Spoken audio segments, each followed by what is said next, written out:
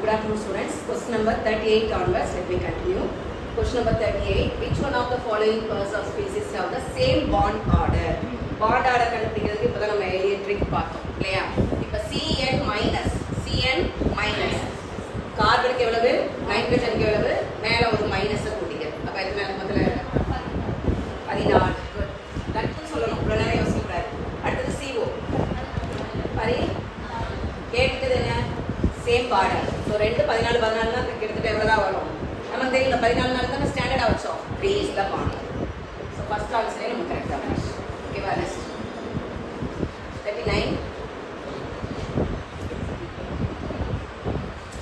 39 வந்து நம்ம book back question தான் நினைக்கிறேன்.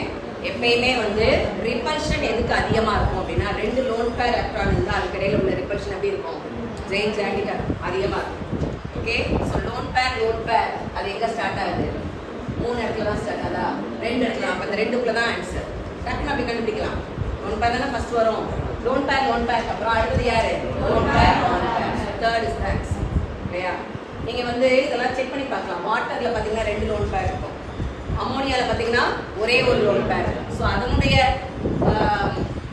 இந்த ரிப்பல்ஷன் வந்து அதோட பாண்ட் ஆங்கிளை எப்படி பாதிக்குது அப்படிங்கிற மாதிரி ஒரு 3 மார்க் கொஸ்டின்ஸும் இருக்கு. வந்து அதெல்லாம் படிச்சிருப்பீங்க. அப்போது 2 ரிப்பல்ஷன் இல்லையா? அப்போ இப்போ போய் ரீகால் பண்ணி பாருங்க. 2 லோன் பேர் இருந்தால் அந்த ரிப்பல்ஷனால what happen to the bond angle? Bond angle கூடுமா குறையும்? ரிப்பல்ஷன் அதிகமாக இருக்கும். 2 லோன் பேர் இருக்கு. லோன் பேர் ரிப்பல்ஷன் எப்படி இருக்கும்? அதிகமாக இருக்கும். அப்போ எப்படி அது அதிகமாகுது அப்படின்றப்ப பாண்ட் ஆங்கிள் வெளியும் இல்லைங்களா? சிஸ்டர் மாதிரி இது வெளியும் போது அந்த இடம் என்ன ஆயிரும்? சுமைங்க. ஓகே, கான்ட்ரவர்சியாக யோசிக்கும். நெக்ஸ்ட் அந்த கொஸ்டின் கேட்டாலும் நீ யோசிச்சு சொல்லணும். இது மாதிரி தான் வரும்னு சொல்லியிருக்கேன். Which of the following sets of quantum numbers is not allowed? So இந்த மாதிரியான ஒரு கொஸ்டின் கண்டிப்பாக வரட்டா கேட்குறாங்க. குவாண்டம் நம்பர் எல்லாம் கான்செப்டே ரொம்ப ஈஸி. அப்படிதானப்பா? என்னங்கிறது என்னது? பிரின்சிபல் குவாண்டம் நம்பர் இல்லையா?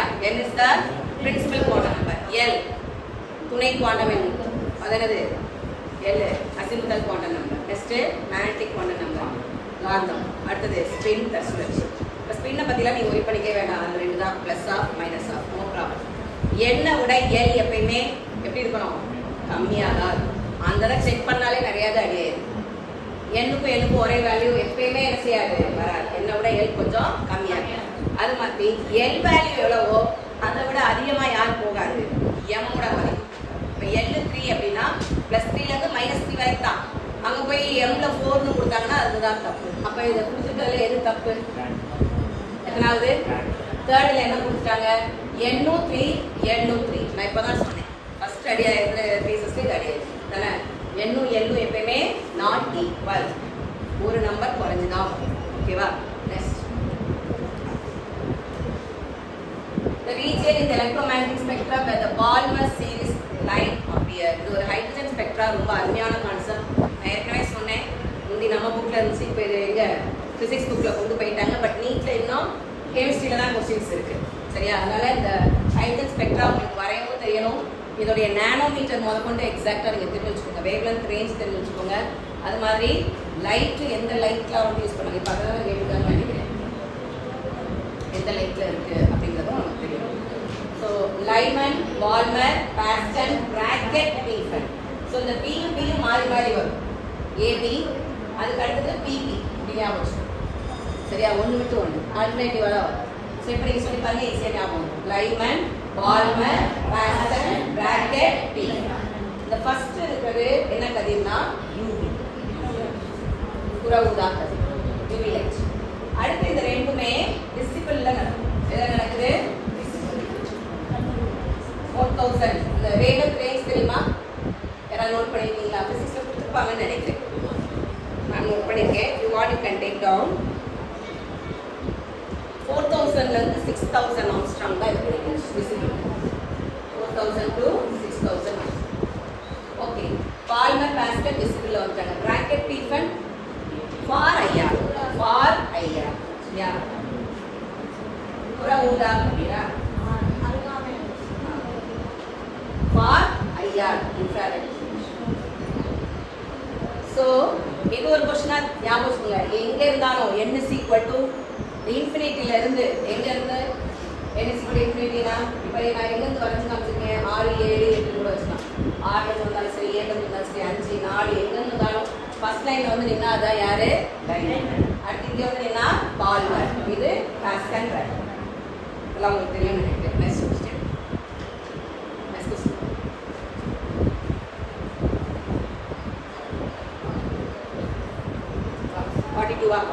Azimuthal quantum number of valence electrons of gallium +1 is.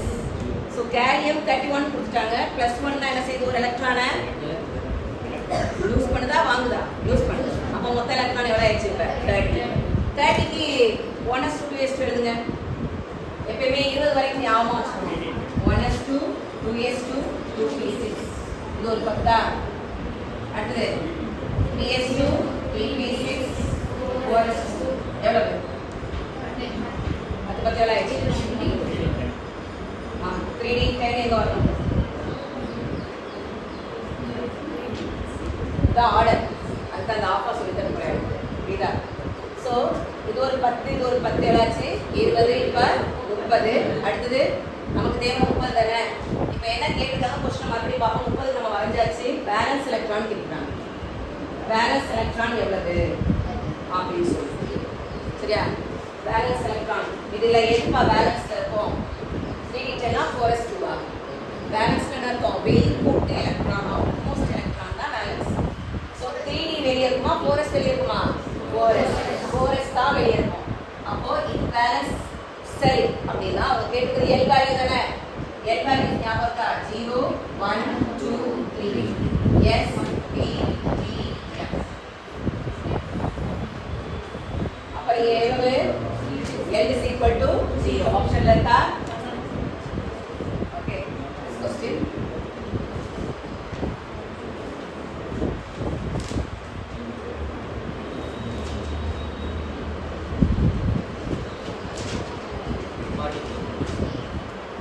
n வந்து 4 m வந்து -2. அப்ப அந்த குவாண்டம் நம்பர்ல சப்செட்ஸ் எவ்வளவு இருக்கும்னு கேக்குறாங்க. n is equal to 4. n எவ்வளவு? 4. அப்ப l க்கு என்னலாம் வேல்யூ இருக்கு? 0 1 2 3. ஆனா m எவ்வளவு தான் கொடுத்தாங்க? -2 கொடுத்தாங்க. அப்ப -2 எங்கலாம் வரும்? l வந்து 2 ஆ இருக்கும்போது வரும். l வந்து 3 லேயும் வரும். வருமா வராதா? 2 ஆ இருக்கும்போது எப்படிப்பா வரும்?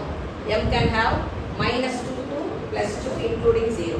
அது மாதிரி 3 ஆ இருக்கும்போதும் -3 to +3 including 0. அதுல யாரு இருப்பா? -2. அப்ப ரெண்டு வாய்ப்பு இருக்கு. So answer 2. Third one. இத்தனை வாய்ப்பு கேக்குறாங்க எல்லுக்கு. எல்லுக்கு ரெண்டு வாய்ப்பு. இதா. Next. 44 இது ஒரு புக் பேக் क्वेश्चन ஞாபகம் இருக்கா? இதுக்கு எது தேவை? ஃபண்டமெண்டல். இந்த क्वेश्चனுக்கு பேசிக் என்ன? அதை வச்சு தான் நீங்க போடுறீங்க, ப்ரெடிக்ட் பண்றீங்க. ஆஃபா பிரின்சிபல். ஸோ இதை நீங்க வந்து புக்ல இருக்கிற மாதிரி இப்படி ஃபர்ஸ்ட் வரைஞ்சிக்கோங்க. இதுல என்ன தப்பு விடுறீங்கன்னு சொல்றேன். அப்படியே 2 இயர்ஸ்க்கு அப்புறம் 2 இயர்ஸ்க்கு அப்புறம் 3 இயர்ஸ் அப்படி கிடையாது. இதுக்குள்ள இன்னொரு லைன் போடணும். புரியுதா? ஸோ 1 இயர்ஸ்க்கு அப்புறம் ஹையஸ்ட் எங்க போகுது? 2 இயர்ஸ். 2 இயர்ஸ்க்கு அப்புறம் 2p. 3 இயர்ஸ்க்கு அப்புறம் யாரு? 3p. 4 இயர்ஸ்க்கு அப்புறம் தான் யாரு? 3d. 5 இயர்ஸ்க்கு அப்புறம் யாரு? 5 இயர்ஸ்க்கு அப்புறம் ஹையஸ்ட் யாருப்பா? 4d. 4d க்கு அப்புறம் 5p. 5p க்கு அப்புறம் யாரு? 6s. இப்படி வரும். புரியுதுங்களா? அப்போ நம்ம உதாரணத்துக்கு இப்போ 6x எடுத்து உனக்கு காமிக்கிறேன். ns தானே கொடுத்துட்டாங்க. எல்லாத்தையும் ns தானே இருக்கு. 6s எடுத்துக்கோமா? 6s எடுத்தாச்சு. 6s எடுத்தது என்னன்னு எடுத்துட்டேன். 6sக்கு அப்புறம் யாருப்பா வராது? படத்துல பாருங்க. 4f. 4f. 6sக்கு அப்புறம் யார் வரா? 4f. 6s நான் ns னு வச்சுட்டேன் அப்படின்னா 4 னா எத்தனை வருது? n - 2f. வந்துச்சு ஆன்சர். ரைட்டா? அதுக்கு யார் இருக்கா? 5d. 5d. 5dங்கிறது n ல இருந்து எவ்வளவு? -1d. Next np. 6p இருக்காங்க. அடுத்து இருக்கா? ஸோ இந்த ஆர்டரை நான் எங்கேருந்து கொண்டு வரேன்? Taking one example from Aufbau principle. Using Aufbau principle புரியலன்னு நினைக்கிறேன். நிறைய பேர் எப்படி திங்க் பண்றீங்க? என்ன யோசனை உங்களுக்கு? 6s நான் ஸ்டாண்டர்ட் எடுத்துக்கிறேன். 6s அப்புறம் எனக்கு யார் வருவா? 4f 5d 6p. 4f 5d 6p எழுதிக்கிறேன். எழுதிட்டு இப்போ 6க்கு இடத்துல என்ன போட்டேன்? n. அப்போ 6ல இருந்து 2 கழிச்சா நம்ம 4. அப்போ இது என்னது? n - 2. 6ங்கிறத நான் n னு வச்சுட்டேன்னா 5 வரணும்னா எவ்வளவு கழிச்சிடும்? n -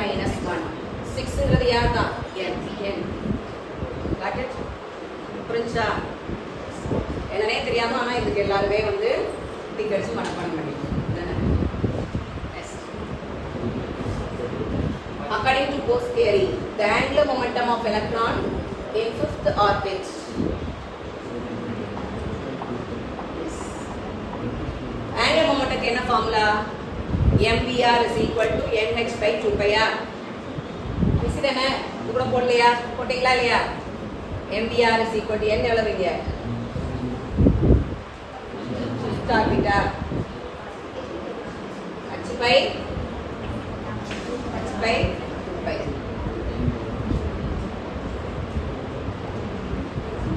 n into h by 2 pi. புரியுதா? அப்ப அடிச்சுக்கிட்டோம்னா எவ்வளவு வரும்? 2.5 h by pi. Next question. Number of molecules in 1 liter of oxygen at STP. Standard value.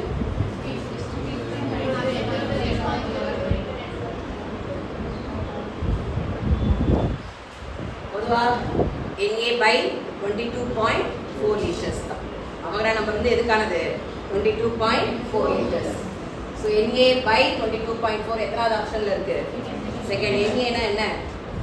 Na னா என்ன? அவங்கடா n. அவங்கடா என்னுடைய மதிப்பு என்ன?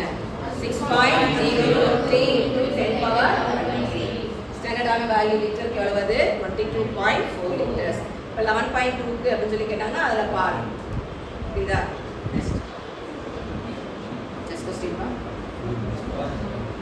47. Which one of the following has the minimum number of CO2 molecule? I think formula la sir கொடுத்திருப்பாங்கன்னு நினைக்கிறேன். அணுக்கள் கணக்கீடு பண்ணலாம். மோல்ல இருந்து அணுக்களுக்கோ இல்ல மோல்ல இருந்து மூலக்கூறு, அதாவது mole to atom or mole to molecule. நம்ம செய்ய வேண்டியது ஒண்ணே ஒண்ணு. என்ன? First you have to find out the number of moles. First step number of moles. Number of moles எதால மல்டிப்ளை பண்ணனும்? அவங்கள Na வால மல்டிப்ளை பண்ணினா ஆட்டம்னா ஆட்டம் கிடைக்கும், மாலிக்யூல்னா மாலிக்யூல் கிடைக்கும். சரியா? இங்க எல்லாமே மோல் கொடுத்துட்டாங்கன்னு நினைக்கிறேன். மோல் வருது. So mole நீ கண்டுபிடிக்க வேண்டாம். Mole is given, just multiply by Na. So first one 0.1 into Na. Second one 11.2 liters of CO2 gas. 11.2 liters னா எவ்வளவு? Divided by 22.4. So எவ்வளவு வரும்?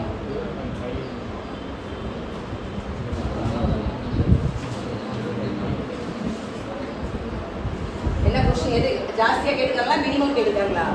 மினிமம் தான் கேக்குறாங்க. சோ 0.1 மோல் தான் வந்து இருக்கிற மினிமம். ஓகேவா? மீதி எல்லாமே செக் பண்ணி பாருங்க. 22 கிராம் கொடுத்திருக்காங்க. 22/44 அடிச்சு போட்டோம்னா 1/2 பாதியா கிடைக்கும். அப்ப அங்க ஒரு 0.5 மோல் கிடைக்குது, இங்கே 0.5 மோல் கிடைக்குது, இங்க தான் 0.1 கிடைச்சிருக்கு. சரியா? 0.5 பெருசா 0.1 பெருசா? 0.1 பெருசா? 0.5. இங்க கேட்டது சின்னது. நான் கேட்டது என்ன கேள்வி கேட்டேன்? எது பெருசு?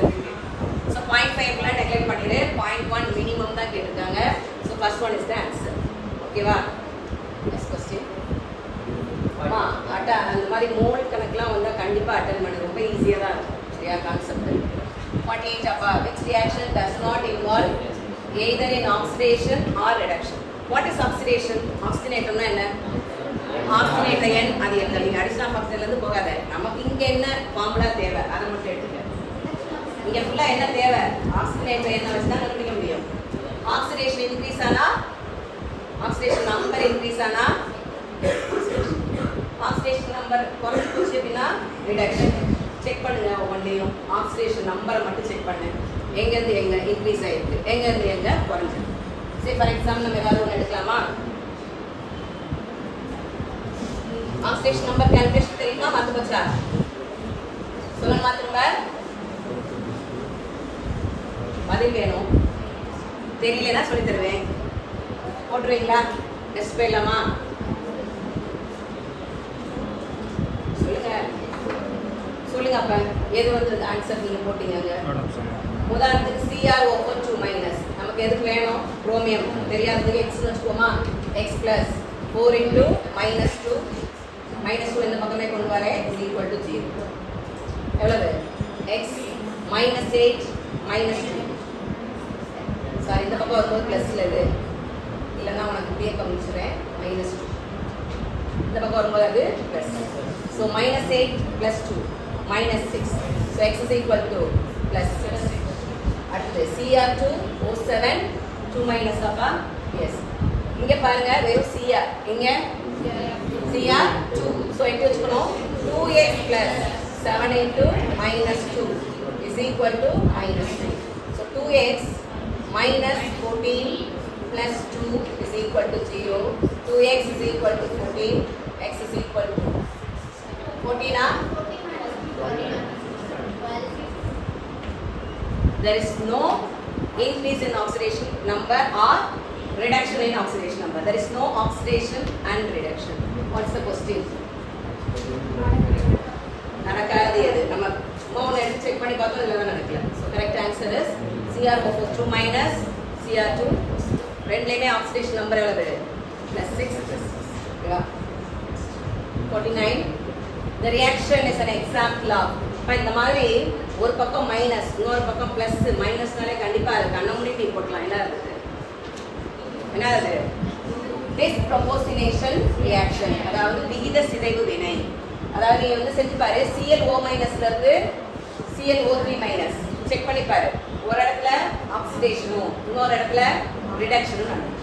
ஸோ ஒரே ஒரு வினைப்படு பொருள்ல இருந்து ஒன்று ஆக்சிஜன் ஏற்றியாகவும் மற்றொன்று ஒடுக்கமாகவும் ரெண்டுமே ஒரே இடத்துல நகல்றனால அந்த வினைக்கு பேர் விகித சிதைவு வினை. சரியா செஞ்சு பாருங்க. ஒன்று ஆக்சிடேஷன் ஒன்று ரிடக்ஷன் கண்டிப்பா. Next 50. which has maximum number of atoms. எதுல அதிகமா இருக்கும்